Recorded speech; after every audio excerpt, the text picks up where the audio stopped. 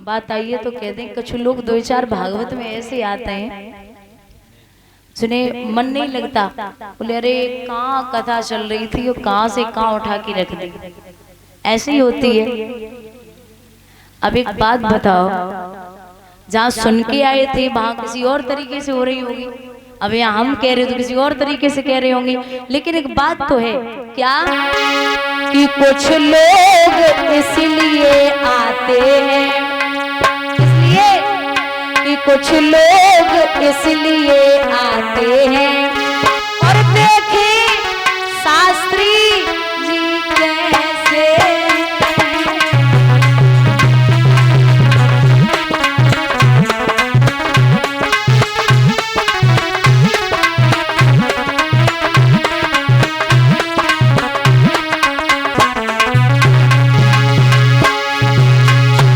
कुछ लोग इसलिए आते हैं, देखें शास्त्री जी कैसे।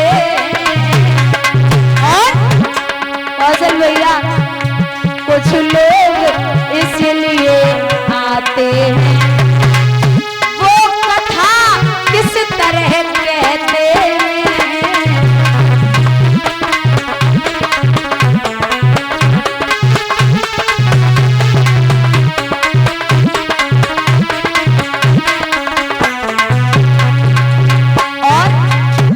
कछु बैठे घर पे मन ना लगो, चलो पंडाल में चल रहे, दो चार दोस्त मिल गए, उनसे बातें कर ली अपनी या उनकी, और घरे नींद हुआ रही, चलो पंडाल में थोड़ी भीड़ बढ़ाई ली और शास्त्री जी को थोड़ा मन लगी है भीड़ देख के।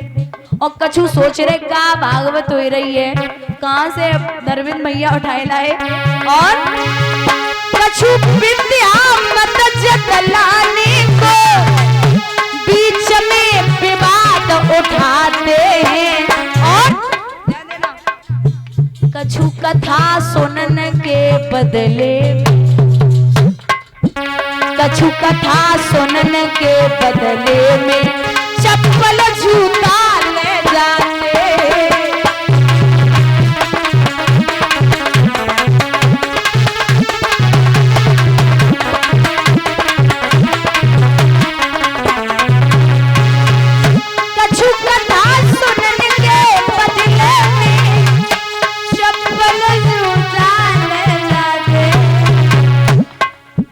भैया अब की तो अब पुरानी हो गई, यही छोड़ दो, नई वाली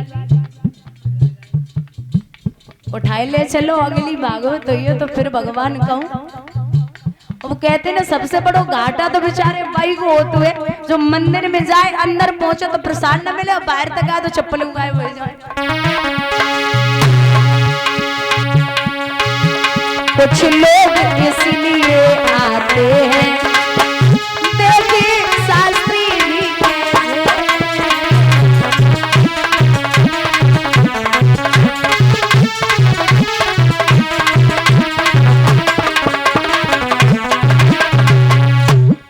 इसलिए थोड़ा शांति बनाए रखो। बोलिए गोविंद भगवान की। भैया आज परीक्षित जब शिकार खेलने के लिए चले, शिकार तो नहीं मिला, एक झाड़ी से बैठे देख रहे हैं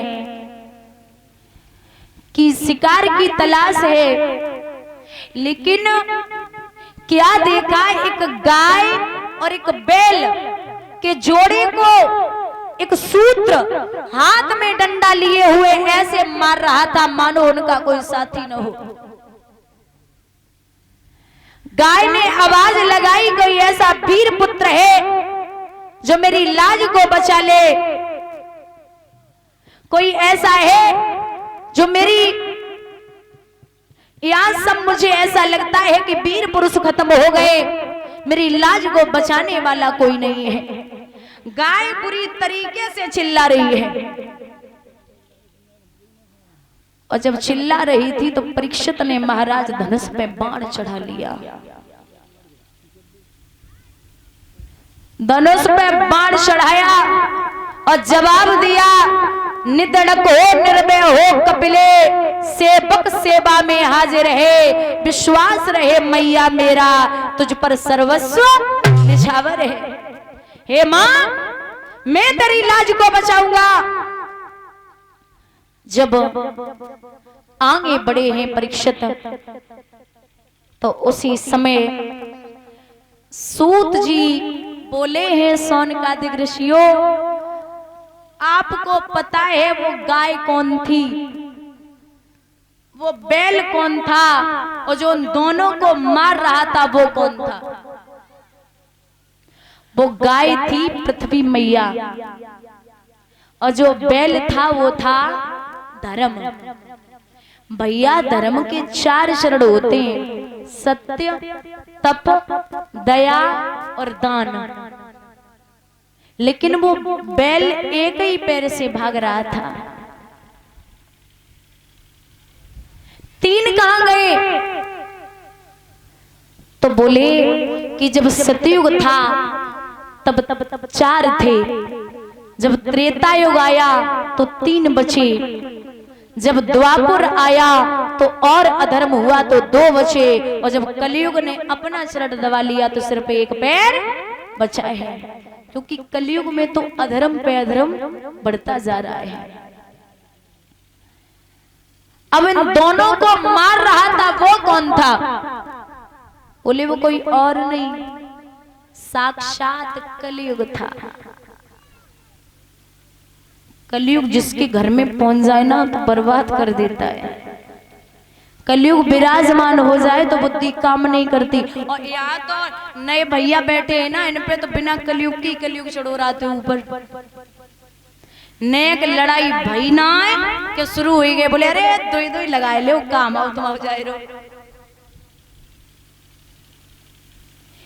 खौलता हुआ खून एकदम से लड़ाई के लिए तैयार। जवाब दिया कलयुग ने परीक्षित से कि महाराज त्रेता युग आया, सतयुग आया, द्वापर आया, सबने राज्य किया, लेकिन अब मेरी बारी है, मैं भी राज्य करूंगा। तो 4 स्थान दिए हैं परीक्षित ने। कौन कौन से? जहां स्त्री संग होता हो वहां तो निवास कर, जहां झूठी गवाही होती हो वहां तो निवास कर, जहां लोग मांस मदिरा खाते पीते हो वहां तू निवास कर। बोले कि महाराज ये एक भी स्थान ऐसे नहीं है जहां वैश्याओं का नाच होता हो वहां तू निवास कर। अब ऐसे स्थान तो ये है नहीं जो सज्जन व्यक्ति वहां चला जाए, कोई और स्थान दो। बोले जा तू कनक में निवास कर। कनक माने सोना, और एक होता है धतूरा। कनक कनक ते 100 गुनी, मादिकता अधिकाय, बा खाए बोरात और बा पाए। सोना भी 2 प्रकार का होता है, एक तो खुद की कमाई का और एक दूसरों का छीना हुआ लूटा हुआ सोना। बोले तू उस सोने में निवास करेगा जो दूसरों का लूटा हुआ और छीना हुआ हो। तो बोले अब ना हंसिया दूर न पड़ोसी नाग दूर। जो मुकुट बांध रखा था वो छीन करके लाए थे बाबा, उसी मुकुट में सूक्ष्म रूप से बैठ गया। और जब कलयुग विराजमान हुआ बुद्धि पे तो महाराज परीक्षित को कुछ दिखाई नहीं दे रहा। प्यास लगी है, भागने लगे, लोमस ऋषि की कुटिया की तरफ बढ़े। महात्मा थे और माफी चाहेंगे।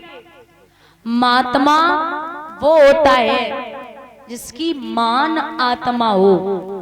जो पीले कपड़ा पहनवे से हम शास्त्री ना होंगे, और पीले वस्त्र पहनवे से या दाढ़ी रखाए हुए थे महात्मा ना हो जाते हैं। महाराज बुराई नहीं कर रहे, लेकिन बात कह रहे कि ग्रस्त भी संत हो सकता है। महात्मा है, लेकिन अगर काम क्रोध मोह को नहीं छोड़ा तो संत नहीं हो पाएंगे। क्योंकि संत वो होता है, संत मीन्स समाधान और समाधान मीन्स संतों के पास हर एक चीज का समाधान होता है।